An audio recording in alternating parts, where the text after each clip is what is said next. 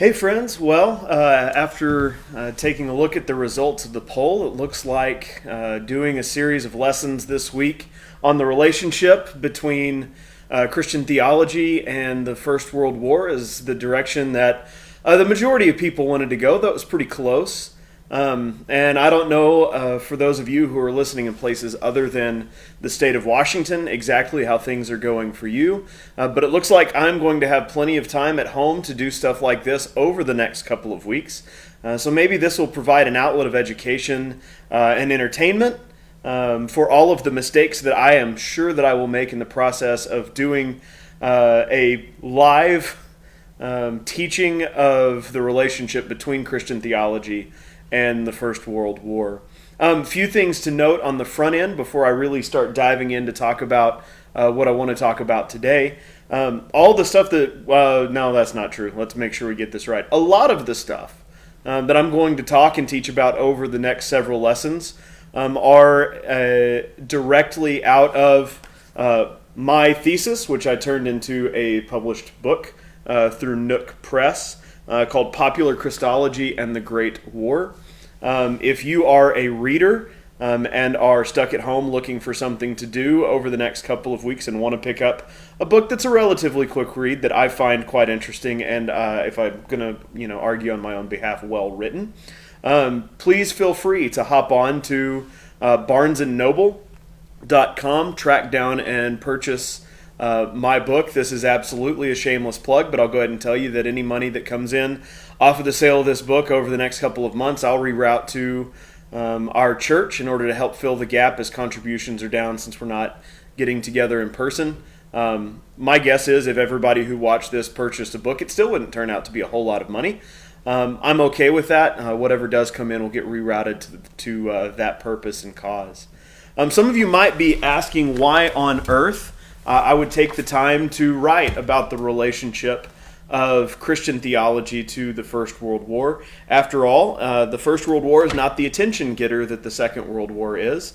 The religious implications, especially with the Holocaust and the Second World War, are immense.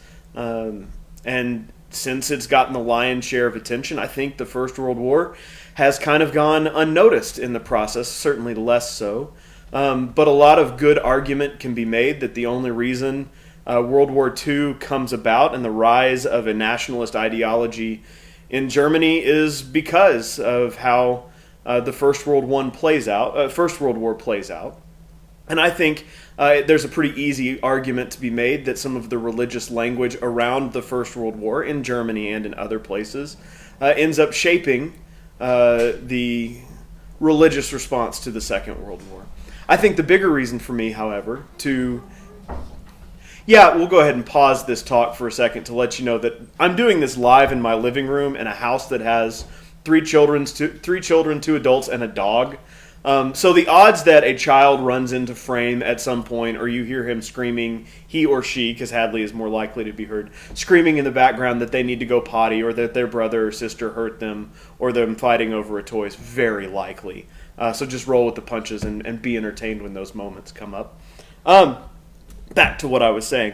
I think one of the reasons that the First World War is a fascinating theological study is because of some of the very important theological voices, Christian influencers during the 20th century that served or were directly affected by the First World War. C.S. Lewis grows up in England, comes of age in a world shaped by the First World War. J.R.R. Tolkien pulls his images of Mordor in the Lord of the Rings series directly from his experience in the trenches as a soldier during the First World War. He talks about shaping the ideas of some of the races and characters in his books from peoples and individuals that he served with during the First World War. Karl Barth, who casts a huge influence on modern Christianity and the religious language of our world, is Swiss, educated in Germany by German professors, and then is preaching over the border in Switzerland during the First World War. Has a lot of his worldviews challenged by what happens, and really becomes the voice that he is and holds the theology that he does because the reaction he sees from his professors and friends in Germany kind of pushes him to have to reject and disavow the theology that he held before then. Something to the effect of, if what they believe can make them support that, then I can't believe it anymore. Something along those lines. Reinhold Niebuhr, who is a huge voice in American Christianity for several decades during the 20th century, grows up in the United States as a German American serving a German denomination during a growing conflict between the United States and Germany. And then on top of all of that, while plenty of other wars can be cited as having a good versus evil feel to them, and obviously you can do that with the Second World War, there's not a whole lot of that in regards to the First World War. Sure, there are people on sides, but if you look at how the war starts, how it's initially prosecuted, you don't really get to pick an easy side. And in fact, if you do a dive into the history of it, as more and more nations become combatant nations in the war, a lot of them end up, kind of being recruited by both sides at the same time and having to pick. And that choice comes down to which one offers them the most. Entering war becomes a financial transaction for some nations during the First World War. G.J. Meyer has a book that he wrote that ended up being a huge source for me while I was writing my work, called The World Undone. It is not a quick page turner. If you want to see that beast, it is right here. Lovely 800 and something page anthology of the First World War, but is incredibly informative and invaluable in understanding exactly how things come together. As a kid growing up in school, you, like I, may have been taught that the First World War starts because of all of these entangling alliances. That's true, but it's not a very deep look or explanation into why it fires off. Really, if we're honest, and you start reading the sources, you'll discover that people in Europe have been anticipating an outbreak of war for really a couple of decades. The last, kind of significant war in Europe before the First World War is a battle between what becomes after the war Germany, which didn't exist as a solitary nation at the time, and France. It's over really quickly. I think officially it lasts 18 months, but really miserable fighting only takes place for about 9 of it. German army very quickly enters France, surrounds one half of the French army, and when the other half of the French army comes to aid the half that is surrounded, the German army quickly surrounds both segments of the French army, cuts them off from each other, and that's kind of it. And so, since that war takes place, roughly 40 years before the Great War, a lot of the combatant nations that go into the Great War expect it to be over that quickly and relatively painlessly. That sounds odd to us in the modern world because we know war to be bloody and drawn-out conflicts that cost innumerable numbers of lives and casualties, and don't just take place on remote battlefields, but end up affecting a significant number of people back home, influencing and shaping the industrial complexes of all nations as they go into trade. But the world during the First World War, while slowly becoming global, is not really there yet. Or maybe the better way to say that is, it's really there, but no conflict has taken place in a fully globalized world until this point. To say that the people kind of getting into the war really have no clue what's coming isn't entirely accurate. There are a handful of people who predict exactly what the war is going to be as far as how long it's going to take, how many lives it's going to cost. But the majority of the people involved don't seem to catch on. Kaiser Wilhelm in Germany, as his soldiers march to war in August of 1914, tells them that they'll be home before the leaves turn. That's how much confidence they've got that it's going to be a very quick war. And in hindsight, they look back and see how quick things happened with Germany and France in the 1870s. And while maybe before the leaves turn is a tongue-in-cheek overstatement, way of saying it's going to be quick, they don't anticipate it being long. The French army marches into combat in 1914 without metal helmets. They're still wearing cloth caps. They're wearing bright red tunics. They look exactly like Napoleon's army, essentially from 1814. As you can imagine, bright red shirts on a battlefield that contains machine guns really for the first time was a bad idea. And if you take a look at casualty numbers, everyone figures out pretty quick going into the war that it is not going to be the short-lived, relatively bloodless conflict that they anticipated. If I'm remembering correctly, and since I don't have notes sitting here in front of me, that's not going to be perfect, but the French army sees something like 600,000 casualties between August and December of 1914 alone. I think they averaged something to the effect of 2,200 killed a day. Casualties don't just mean killed; it's wounded, missing in action, captured, all of that. They see something like 2,200 killed a day. They have one day in August, shortly after the war begins, where they lose somewhere between 22,000 and 27,000. That's not an inaccurate statement. Somewhere between 22 and 27,000 dead in one day. Just to give you kind of a concept for how this plays out. That means that the French army alone in the span of 5 months suffers as many casualties as both sides of the American Civil War suffered deaths in a 5-year conflict. That's how much the world has changed when it comes to conflict and combat during that time.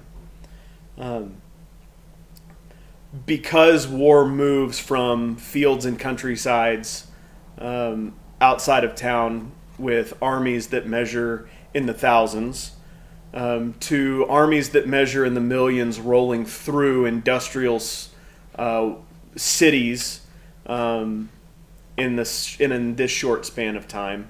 It has an immense impact on the thinking of the people who grow up in that world. Maybe that's the best summary statement I can make as to why it's important to study the relationship between the First World War and, in my case, theology specifically. So in order to make the transition and kind of give you a little other view into exactly what people were saying at the time about the relationship between war and faith as these countries march to war, I want to read you just a piece of Philip Gibbs's book.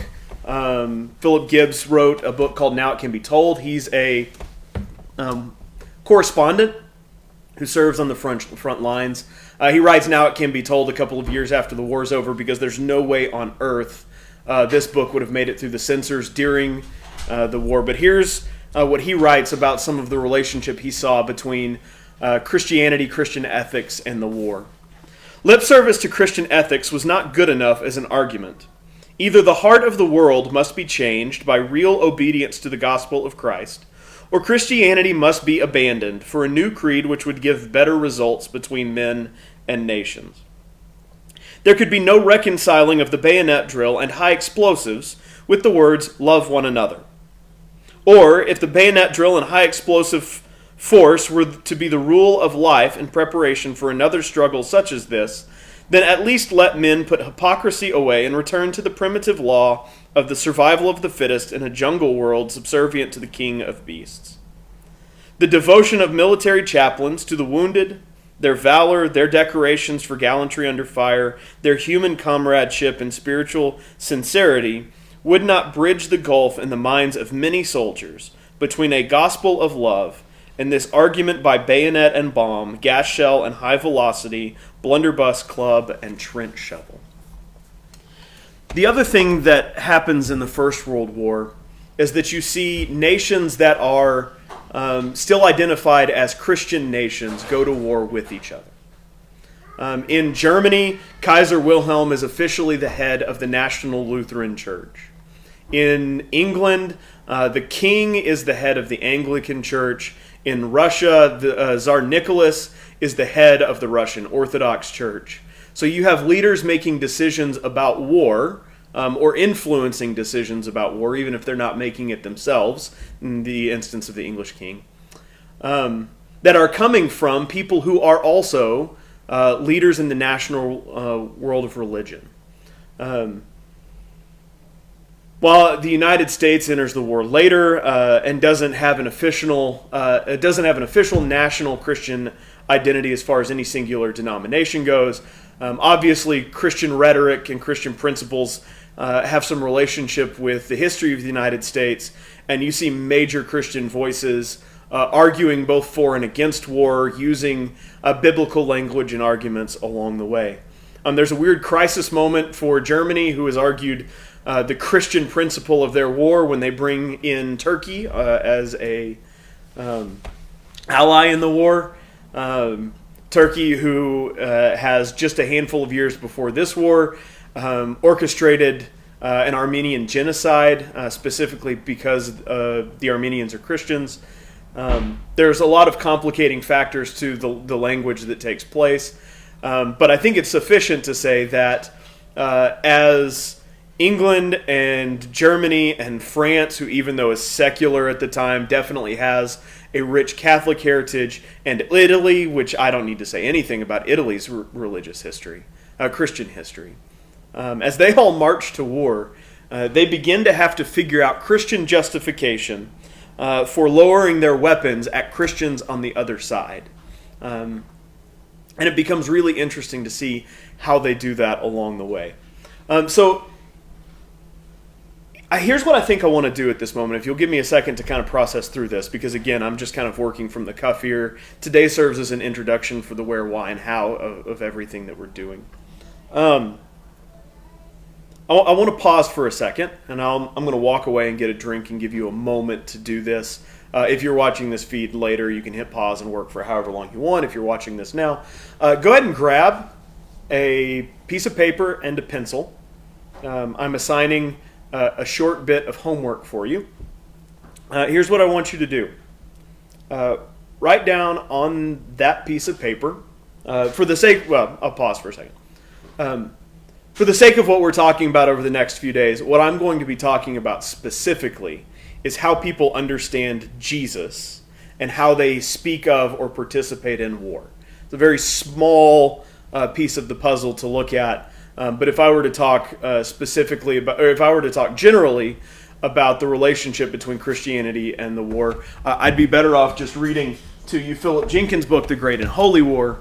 And I'm not going to do that for a laundry list of reasons, not the least of which is I don't have the copyright privileges to read you the entire book at this point. So here's what I want you to do.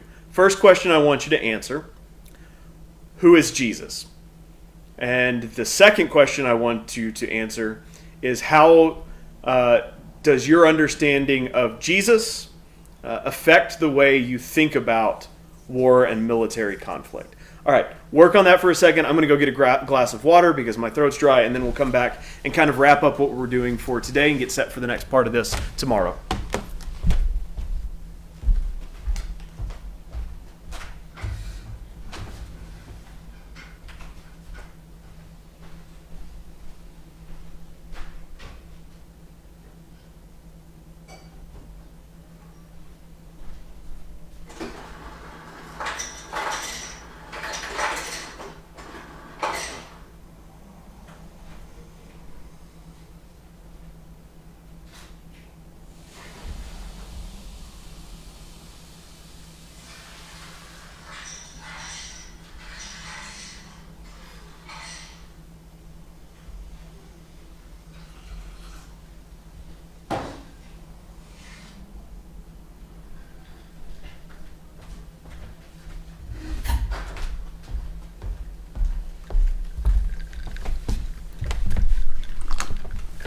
Okay, sorry about that. If you haven't gotten your answers written down, I'm not going to talk for a whole lot longer today, so you can come back and work on that here in just a minute.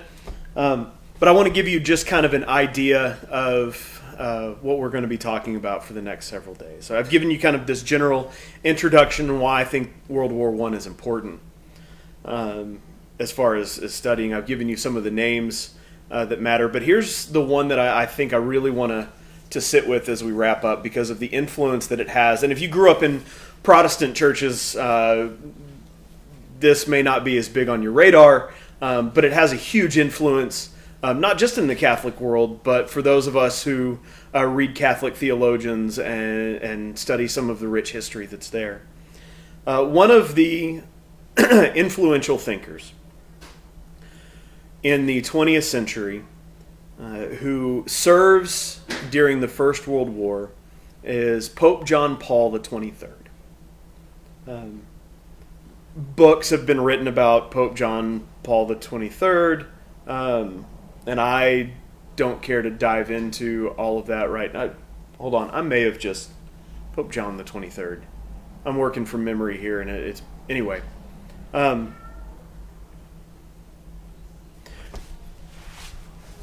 there's this moment towards the end of his life, and he dies kind of unexpectedly, where he calls together what is now known as the Second Vatican Council. It's the last large meeting, gathering of leaders of the Catholic Church. And he's got one driving reason, at least that I want to focus on, for calling it one of the things that the council ends up affirming.